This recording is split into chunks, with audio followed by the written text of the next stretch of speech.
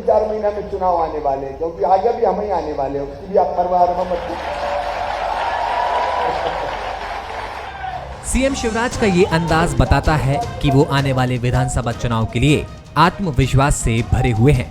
प्रदेश के longest serving CM और BJP के सबसे कद्दावर नेताओं में से एक शिवराज सिंह चौहान की ये बॉडी लैंग्वेज निश्चित रूप से पार्टी के आम कार्यकर्ताओं को भी एक पॉजिटिव मैसेज देने की कोशिश है।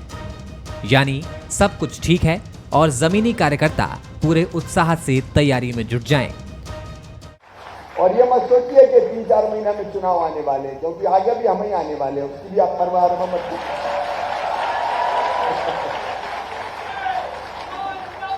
ये आत्मविश्वास से भर के करो, इसलिए आप खुद के विचार कीजिए।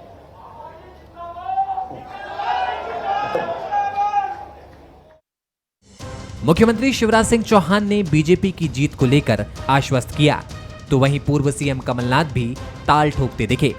उज्जैन में कमलनाथ सख्त लहजे में कहते नजर आए कि कमलनाथ की चक्की चलती है तो बहुत बारीक पीसती है। कमलनाथ की चक्की चलती है देर से पर बहुत बारीक पीसती है। ये सुन ले कान खोल के। सर्टिफिकेट देना होगा इन सब अधिकारियों का, इन सब कर्मचारियों का, इन सब पुलिस वालों का। सर्टिफिकेट कौन देगा? जो मेरे सामने बैठे हैं वो सर्टिफिकेट देंगे। कुल मिलाकर दोनों नेता, जनता और कार्यकर्ता दोनों को ये मैसेज देना चाहते हैं कि सत्ता में वो ही आ रहे हैं, लेकिन दोनों के सामने कुछ बड़ी चुनौतियां भी हैं। इनमें से एक चुनौती पार्टी में सामंजस्य और संवाद की भी है। दोनों पार्टियों को चुनाव में उतरने से पहले ये जरूर सुनिश्चित करना होगा कि एक एक खिलाड़ी टीम प्लेयर बनकर मैदान में उतरे, और जो पार्टी ये करने में सफल होगी वो चुनाव में 1-0 से जीत दर्ज कर लेगी।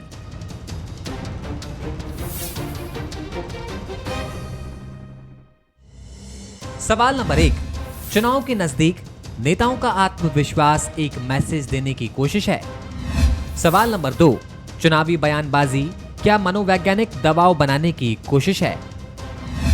सवाल नंबर 3, क्या नेताओं के बयान कार्यकर्ताओं में जोश फूंकने में कामयाब होंगे। नमस्कार, मैं हूं शरद द्विवेदी और हमारा आज का मुद्दा है हम ही आ रहे हैं।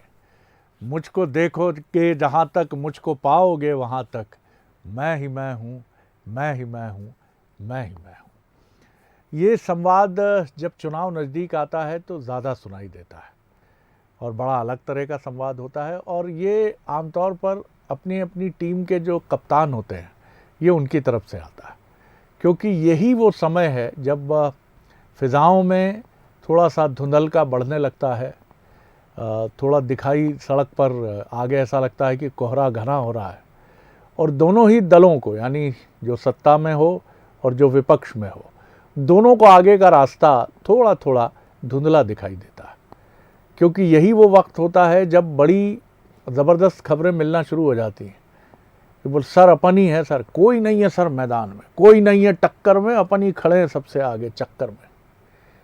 और दूसरी टीम भी है, उसके यहाँ भी यही बात सुनाई देती है, और फिर कुछ दिन के बाद सर गड़बड़ हो रहा है, सर कुछ समझ नहीं आ रहा, कहाँ दिक्कत है सर अभी तो लहर सी चल रही है अपने प्रतिद्वंदी की। और यही वो कन्फ्यूज़न है जो दोनों ही दलों के नेताओं को ये मैसेज देने के लिए कई बार उन पर प्रेशर भी बनाता है कि वो ये कहें कि हम ही आ रहे हैं। और यही वजह है कि बहुत विनम्रता से अपनी शैली में शिवराज जी ये कह गए, हंसते हुए अपनी सलज्ज मुस्कुराहट के साथ कि हम ही आ रहे हैं, और कमलनाथ जी अपनी ख़ास शैली में कह गए कि कमलनाथ की चक्की पीसती है जो बहुत बारीक पीसती है, और शिवराज जी का अपना स्टाइल है। अब जनता मुस्कुरा रही है ये सब देखकर, जैसे इस समय जो दर्शक देख रहे होंगे कि एंकर महोदय बात तो पकड़ने की कोशिश ठीक कर रहे हैं, लेकिन हमारे मन में क्या है ये तो हम उसी दिन बताएंगे जब निर्वाचन आयोग चुनाव की घोषणा कर देगा, और हम कतार में खड़े होंगे बिल्कुल एक कॉन्फिडेंस के साथ कि ईवीएम में अभी झिंगुर बोलेगा, फिर पता चलेगा किस पार्टी को जा रहा है हमारा मत। तो आज इसी पर बात करेंगे कि इस कॉन्फिडेंस, इस बॉडी लैंग्वेज के क्या मायने हैं और किस तरह की टक्कर, और कौन है चक्कर में, कौन है मजबूत, कौन है कमज़ोर। आज इसी पर बात करेंगे। जो मेहमान हमारे साथ हैं, मिलिए, भारतीय जनता पार्टी के वरिष्ठ नेता डॉक्टर दीपक विजयवर्गीय हमारे साथ हैं। बहुत स्वागत करता हूं डॉक्टर साहब। मिथुन अहिरवार जी हैं, कांग्रेस के युवा नेता, प्रवक्ता और बहुत ही तकनीकी क्षमता के धनी। बहुत स्वागत। मनोज सैनी जी हैं हमारे एग्जीक्यूटिव एडिटर। मनोज, पहली टिप्पणी आपकी, फिर हम आगे बढ़ते हैं। देखिए शरद जी, अब तो वक्त ही ऐसा है कि जब आपको कप्तानी करना है तो अपने जितने भी खिलाड़ी हैं या आम जनता है उसको ये मैसेज देना ही होगा कि हाँ, मैं आत्मविश्वास से लवरेज हूँ, आत्मविश्वास से भरा हूँ। कोई ये अपने मन से तो कहेगा नहीं, लेकिन इसके पीछे भी जो वजह नज़र आती है, जो देखा गया। देखिए, कई दिनों से मध्य प्रदेश की सियासत में तमाम तरह की अटकलें, बातें चलती रहती हैं और ये राजनीति में कोई नई बात नहीं है, लोग अपने अपने तरीके से बातें करते रहते हैं। लेकिन तत्काल में जो बैठक हुई है या तमाम तरह की चीज़ें हुई तो अब सब बादल छट चुके हैं। अब कप्तानी शिवराज जी को करना है, पहले भी तय था, अभी भी तय है। तो आज उन्होंने अपनी कप्तानी भरी अंदाज में एक मैसेज देने का प्रयास किया है कि हाँ, हम आत्मविश्वास है और आप बनाए रखिए, चिंता मत करिए। आपको कहीं ऐसा लग रहा है कि आप मध्य प्रदेश के लिए कुछ करने जा रहे हैं लेकिन 2-3 महीने बाद चुनाव है, तो आप धैर्य से सुन लीजिए, हम ही आ रहे हैं। तो हम ही आ रहे हैं का मतलब यही है कि हम पूरी तैयारी के साथ मैदान में हैं और फिर एक बार डटकर चुनाव लड़ेंगे। ठीक है, 2018 में जो होना था हो गया, लेकिन अब 2023 की तैयारी। दूसरी तरफ कमलनाथ उस क्षेत्र में पहुंचे थे जो भारतीय जनता पार्टी का गढ़ है, मालवा का गढ़ कहा जाता है, और वहाँ इसी तरह की बातें, इसी तरह की लैंग्वेज चलती भी है, जिसमें ये कहा जाता है कि आप अफसरों पर थोड़ा सा आंख घुरा दीजिए। आपने कई बार सुना होगा कैलाश विजयवर्गीय जी को अपनी बातों में कहते हुए इन सब बातों को कि मेरे सामने यदि कोई आंख उठाएगा तो मैं ऐसा कर दूंगा। वही अंदाज आज कमलनाथ जी का था अपनी टीम के बीच में ऊर्जा भरने का कि आप भी चिंता मत करिए, मैं आ रहा हूँ, जो अफसर, जो कर्मचारी कुछ गड़बड़ कर रहे हैं हम सबको चक्की में पीस देंगे। लेकिन देखिए, चक्की चलेगी और जनता चलाएगी, ये उसके ऊपर है कि वो किसको कहाँ ले जाएगी। बिल्कुल ठीक बात है। मिथुन जी, किस तरह देखते हैं दोनों ही सेनापतियों की, दोनों ही मुखिया जो हैं, दोनों ही दलों के, और बहुत ही हुनरमंद और बड़े ही काबिल और बड़े ही संजीदा राजनेता हैं दोनों, और उनके बीच में संबंध भी बड़े अच्छे हैं। समझदार राजनेताओं के बीच में, माफ़ कीजिएगा, मतलब ऐसा नहीं है कि जो मैं ये कह रहा हूँ कि समझदार जो नहीं है उसकी तरफ कोई इशारा नहीं है, लेकिन कई बार क्रोध, आवेग, इस तरह की चीज़ें घट जाती हैं। लेकिन इन दोनों के बीच में ये भी एक बड़ा अच्छा रिश्ता है। किस तरह देखते हैं आप? कमलनाथ जी कह रहे हैं चक्की पीसेंगे, शिवराज जी अपनी खास विनम्र शैली में कह रहे हैं लौटेंगे तो हम ही, कहीं कोई किसी को कोई संशय नहीं होना चाहिए। कैसे देखते हैं आप? देखिए, शिवराज जी ने एक बात और कही कि ये मत समझना कि चुनाव आने वाले, तो मध्य प्रदेश के मुख्यमंत्री, मुझे लगता है लोगों को जागरूक करना ही चाहिए कि चुनाव तो आएंगे ही, और उसके बाद यदि आप में कॉन्फिडेंस है तो फिर आपको बोलना चाहिए कि चुनाव में जीत कर भी हम आएंगे। लेकिन 2018 के चुनाव में ऐसा नहीं आ पाया, तो 2017 तक जहाँ शिवराज जी की जो बॉडी लैंग्वेज हुई वो तेज से भरी हुई, हर एक न्यूरॉन उनका चमकता हुआ दिखता था, लेकिन आज वो बॉडी लैंग्वेज कहीं ना कहीं मिसिंग है। वो बॉडी लैंग्वेज का तेज आप कमलनाथ जी की बॉडी लैंग्वेज में, उनकी वाणी में और उनके शब्दों के चयन में भी देख पा रहे होंगे। ये कॉन्फिडेंस उन कार्यकर्ताओं के परिश्रम का है, ये कॉन्फिडेंस जनता के उस सेगमेंट का है जिसको कि हमने लाभ दिया, और ये कॉन्फिडेंस मध्य प्रदेश के उन जागरूक मतदाताओं का है जिन्होंने 2018 में भी कांग्रेस पार्टी को चुना और 2023 में भी कांग्रेस पार्टी को चुनने आ रहे हैं। क्योंकि जनता की जो राजनीति है आज बहुत ही मुद्दा स्पेसिफिक होती जा रही है। कई सारे हम लोग चुनाव देखते आ रहे हैं। आपने खेलों का जिक्र किया, 2 तरीके के खेलों का जिक्र मैं भी करना चाहूँगा। एक तो ये कि यदि ताश की गड्डी आप देखें तो भारतीय जनता पार्टी का जो ट्रम्प कार्ड हुआ करता था, आपने देखा कि कई सारे चुनाव में आज वो जोकर की स्थिति हासिल करते जा रहा है। और जहाँ तक क्रिकेट की बात है तो बिल्कुल ठीक बात है, दोनों कप्तान हैं, कमलनाथ जी बैटिंग कर रहे हैं, लेकिन आप यदि भारतीय जनता पार्टी के सारे फील्डर्स को फील्ड में भी उतार चुके हैं, मुस्तैदी से वो तैनात हैं, तो कमलनाथ जी इस बार जो शॉट मारेंगे वो फील्ड के बाहर नहीं, इस बार सीधा स्टेडियम के बाहर जाएगा। हम तो मुद्दों की राजनीति कर रहे हैं सर। हमने तो जनता को बोला कि यदि शिवराज सिंह जी ने आखिरी के 3-4 महीनों में आपको यदि 1000 रुपये प्रति माह देना शुरू किए हैं तो 1 सिलेंडर भी उसमें नहीं आता। हम जो आपको राहत देने वाले हैं उसमें आप 1 सिलेंडर खरीद के 1000 रुपये आपके पास वापस बचे, हम इस तरीके की व्यवस्था कर रहे हैं। हम इस तरीके की व्यवस्था कर रहे हैं कि 100 रुपये तक, 100 यूनिट तक यदि आपका बिल आता है तो कागज़ का पूरा पन्ना आपको बिल के रूप में मिलेगा, आपको 1 रुपया देने की ज़रूरत नहीं। हम तो ओल्ड पेंशन स्कीम लाने की बात कर रहे हैं सर। हम तो बात कर रहे हैं कि किसानों का कैसे कर्ज माफ़ किया जाए। वहीं दूसरी तरफ भारतीय जनता पार्टी में नारायण त्रिपाठी जी का रुख, उमा भारती जी की बेरुखी, भाजपा का मूल कार्यकर्ता दुखी, और कांग्रेस पार्टी की योजनाएं विकास और रोजगार उन्मुखी मध्य प्रदेश के युवाओं के लिए, मध्य प्रदेश की महिलाओं के लिए, मध्य प्रदेश के कमजोर वर्गों के लिए हम ये सारी योजनाएं आ रहे हैं और उसका प्रतिसाद भी हमको मिल रहा है। मध्य प्रदेश में एक नई सरकार आने वाली है जिसके लिए उत्साह मध्य प्रदेश की जनता में, कमलनाथ जी का ये कॉन्फिडेंस उसी से आता है। कॉन्फिडेंस तो आपने भी खूब दिखाया है। डॉक्टर दीपक विजयवर्गीय जी गंभीर, धीर गंभीर नेता हैं,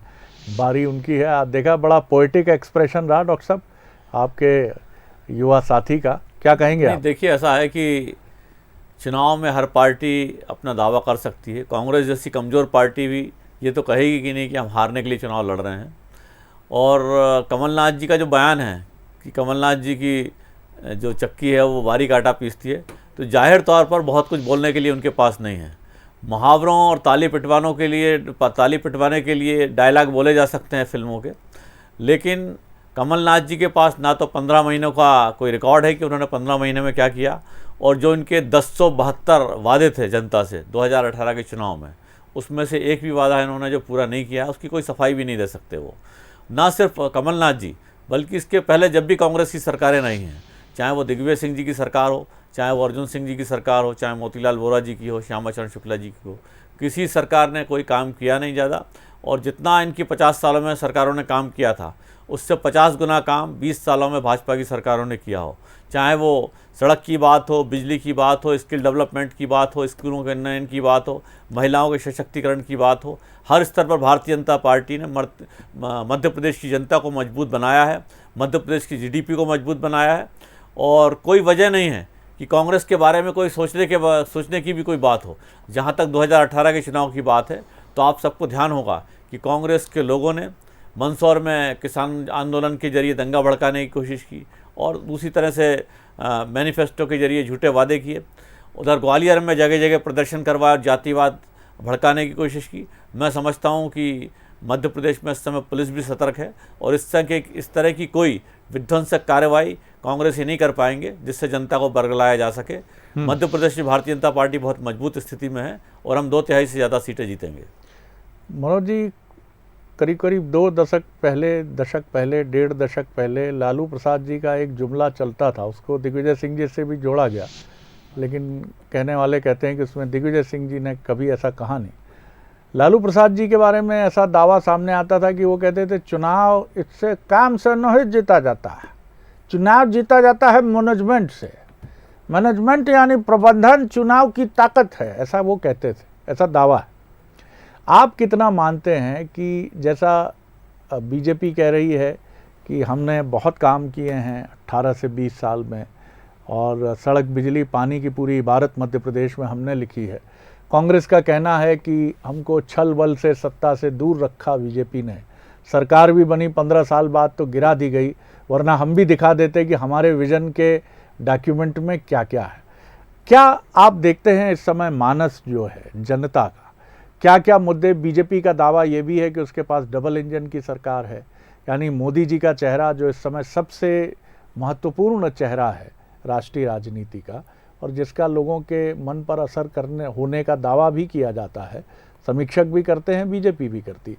इन परिस्थितियों में आप दोनों ही दलों को, भले ही दीपक जी कहें कि कांग्रेस कमज़ोर पार्टी है, लेकिन 2 चुनाव में इसने बीजेपी को अच्छी खासे मार्जिन से पटकनी दी है, हिमाचल में और कर्नाटक में। जी देखिए, हम तो लगातार जनता के बीच जा भी रहे हैं, और यदि हम कुछ दिन पहले की बात करें तो चीज़ें अलग थी, जनता खुलकर नहीं बोलती थी, और कई बार जैसे जैसे चुनाव नज़दीक आते ये कहा जाता है कि मतदाता मौन हो जाता है। लेकिन इस बार का मतदाता मौन नहीं है शरद जी, वो दोनों ही दलों की बातें करता है, वो भारतीय जनता पार्टी की बातें भी करता है और कांग्रेस की बातें भी करता है। जब हम किसी गांव की तरफ जाते हैं तो विकास तो दिखता है, सड़कें तो दिखती है। मुझे याद है, आप 2 दशक पहले की बात कर रहे हैं, 2 दशक पहले जब हम झाबुआ किसी रिपोर्टिंग करने जाया करते थे तो किस तरह पहुंचते थे ये हमें अच्छी तरह याद है। लेकिन आज यदि हम झाबुआ तय करते हैं भोपाल से कि हमें जाना है, तो शायद 5-6 घंटे में हम झाबुआ पहुंच जाएंगे। तो इसका श्रेय तो निश्चित रूप से भारतीय जनता पार्टी की सरकार को, शिवराज जी या डबल इंजन की सरकार को जाएगा ही। और जनता सड़क, पानी, बिजली के मुद्दों को लेकर तो कम से कम भूलती जा रही है कि ये मुद्दे नहीं रहे। लेकिन जो बीच में कांग्रेस की सरकार आई तो 18-16 महीने में उन्होंने भी जताने का प्रयास किया कि 5 साल यदि पूरी सरकार हमारे पास होती तो हम 14 महीने में, 16 महीने में जो मैसेज दे पाए उसको पूरा कर पाते। और इसीलिए जनता बहुत इंतजार भी कर रही है, दोनों दलों का इंतजार कर रही है, दोनों के अपने दावे वादे हैं। पर सबसे बड़ा जो मैनेजमेंट, प्रबंधन जिसकी तरफ आप जा रहे हैं, सबसे बड़ा प्रबंधन तो अपने कार्यकर्ता का है, अपने वो टीम का है, जिसको जितना जो कर पाए। अभी हमने हाल ही में देखा कि उज्जैन में जिस तरह का घटनाक्रम सामने आया, वहाँ के जिलाध्यक्ष को हटा दिया जाता, और ये वही परिपाटी है या उसी तरह का काम कांग्रेस कर रही है जो कभी भारतीय जनता पार्टी में, यानी कठोर निर्णय। उसी तरह भारतीय जनता पार्टी कठोर निर्णय ना लेते हुए अपने देव दुर्लभ कार्यकर्ता की तरफ बढ़ चली है। और सबसे महत्वपूर्ण यही रहेगा, जिसने भी अपने कार्यकर्ता का विश्वास जीत लिया, भरोसा जीत लिया, वो बेहतर तरीके से आगे बढ़ पाएगा। हालांकि जन का मन तैयार। जी मिथुन जी, ये बिल्कुल सही बात है कि कई जगह जिस तरह बीजेपी की शैली रहती है, कांग्रेस की शैली वही है, जिस तरह से चंद घंटों के भीतर शहर कांग्रेस अध्यक्ष उज्जैन को हटा दिया गया और जब तक जांच नहीं होती है कारण बताओ नोटिस उनको इशू किया गया। तो ये रणनीति पहले बीजेपी की हमने देखी थी। वहीं बीजेपी अपनी ही पार्टी के सांसद को राक्षस कहने वाले और पृथक विंध्य की मांग उठाने वाले त्रिपाठी जी को लेकर मैहर से जो बीजेपी के विधायक हैं, अभी देखो और इंतज़ार करो कि रणनीति को फॉलो कर रही है।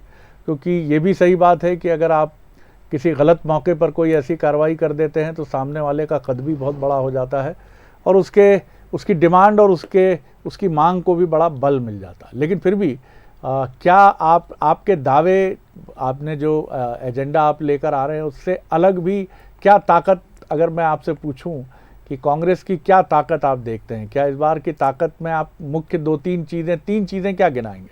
देखिए, सबसे पहली चीज़ है हमारे नेता कमलनाथ जी का नेतृत्व। हमारे कमलनाथ जी का जो नेतृत्व है और जो उनका मैनेजमेंट है वो केवल भारतीय जनता पार्टी ने और हम सब ने केवल 2018 में ही नहीं देखा, केवल 2022 तक ही हम नहीं देख रहे, बल्कि उसके पहले भी देश के एक बड़े नेता के रूप में उनका जो मैनेजमेंट है, उनकी जो विकास की राजनीति, उनका जो छिंदवाड़ा मॉडल है, उसको हम लोग देखते रहे। दूसरी चीज़ है, हमने जो वादे किए थे भारतीय जनता पार्टी ने उसको विधानसभा में माना है कि हमने पूरा भी किया है।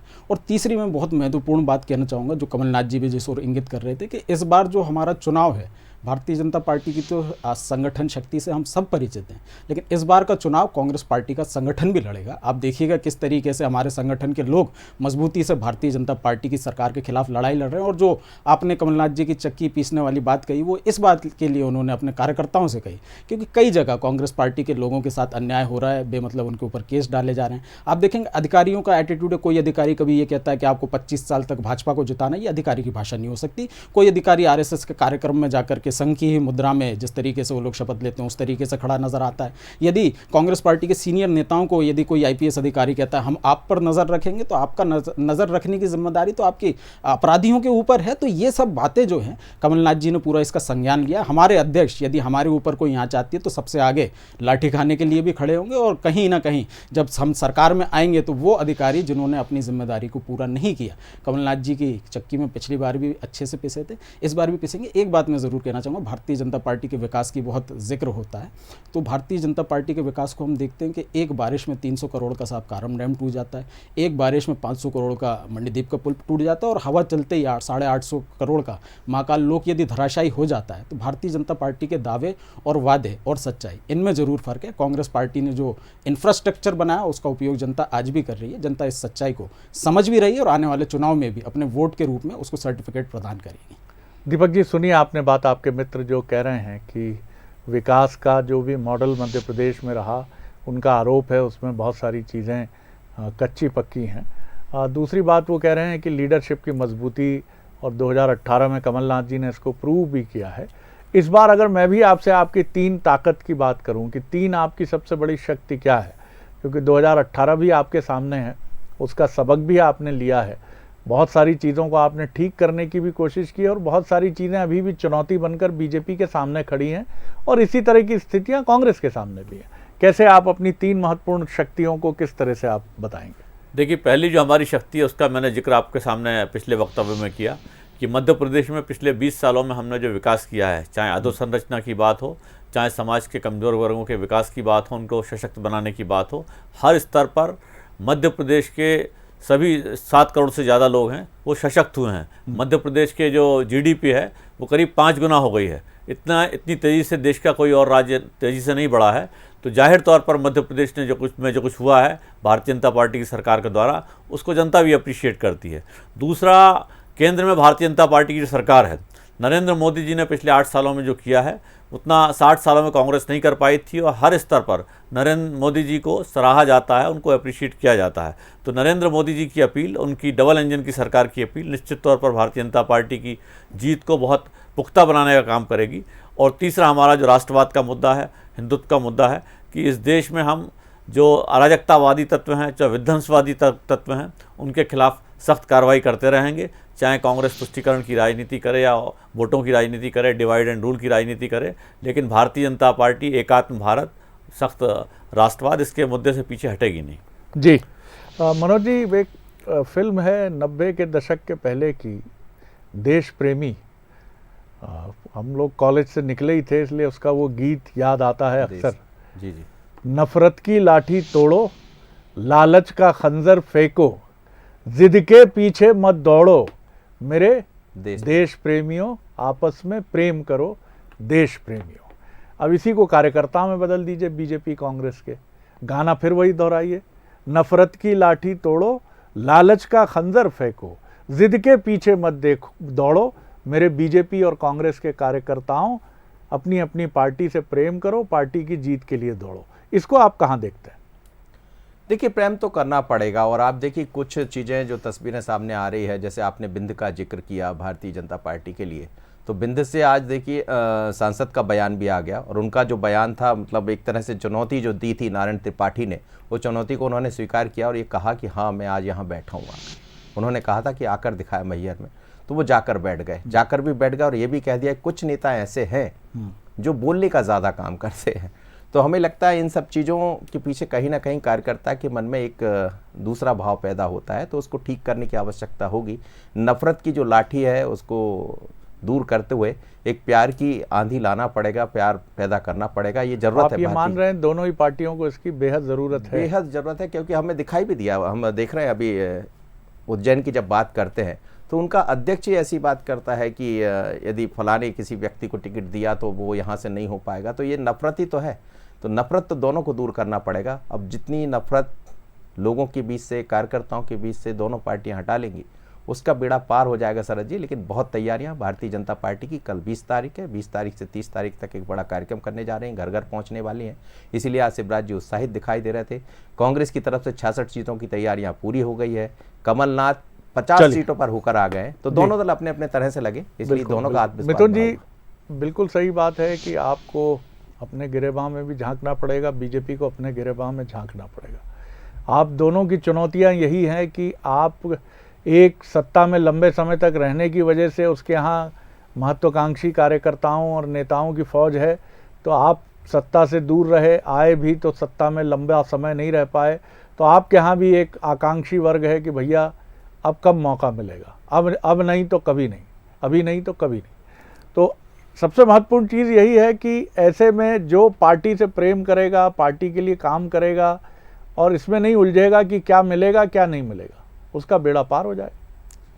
देखिए, कार्यकर्ताओं की हमेशा अपेक्षा तो रहती ही है, लेकिन आप देखेंगे कि जो संगठन में जो बदलाव इन दोनों ही पार्टियों में आया है, तो जो डेफिनेशन पार्टीज़ की होती थी बीजेपी और कांग्रेस की अनुशासन में मामले में, शायद वो आज बदलती हुई नज़र आ रही है। शायद आज कांग्रेस आपको ज़्यादा अनुशासित दिखाई देती और भारतीय जनता पार्टी जो अनुशासन के लिए जानी जाती थी, तो हम देखते हैं कि कैसे इनके पार्टी के मतलब जो प्रदेश प्रवक्ता भी हैं, सांसद लगातार सिंधिया जी के खिलाफ पत्र लिखते हैं, उनके कोई संज्ञान नहीं लिया जाता। एक जिक्र आपने किया ही, एक पूरी फहरिस्त है भारतीय जनता पार्टी के बड़े नेताओं की, चाहे वो सत्तन साहब हो, भी है। बिल्कुल है, बिल्कुल है। लेकिन मैं कह रहा हूँ कि हमारे यहाँ जैसे आपने जिक्र किया, कार्रवाई भी हो रही है, हिदायतें भी हो रही है और संगठन में कसावट हम लोग लाने का काम करें। भारतीय जनता पार्टी शायद अफोर्ड नहीं कर सकती, क्योंकि ये गुटों में बट चुकी है और जो गुट कांग्रेस पार्टी से वहां जाए शायद उसका दबाव वहां पर ज्यादा है। एक जिक्र मनोज जी और आप सब ने किया कि नफरत और प्यार की राजनीति, बिल्कुल सर, हमारा तो पूरा कैंपेन ही चल रहा है कि नफरत की दुनिया में प्यार की दुकान हम लोग खोलने आए हैं। तो यही कैंपेन हमारा मध्य प्रदेश में भी रहेगा और कमलनाथ जी के चेहरे को सामने लेकर के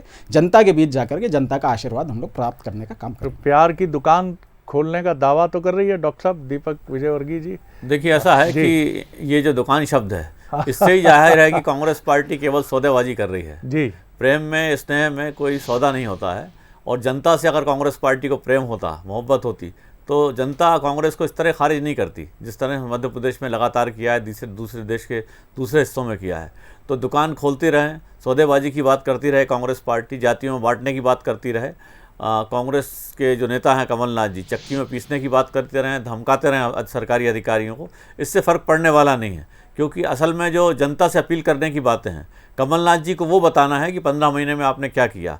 कमलनाथ जी को ये बताना है कि 50 साल कांग्रेस की सरकार रही, आपने क्या किया। वो कुछ बताने कांग्रेस पार्टी को पास है नहीं, और इसीलिए इस तरह की फालतू बातें कांग्रेस पार्टी के नेता कर रहे हैं। मैं समझता हूँ विकास का जो एजेंडा है, जिसको लेकर भारतीय जनता पार्टी आगे बढ़ रही है, वो एजेंडा ही आगे बढ़ेगा। जो शिवराज जी ने कहा है कि मध्य प्रदेश की जनता विकास के मामले में भाजपा की जो क्रेडिबिलिटी है उसको स्वीकार करती है, और इसीलिए भारी बहुमत के साथ भारतीय जनता पार्टी फिर से सरकार बनाने जा रही है।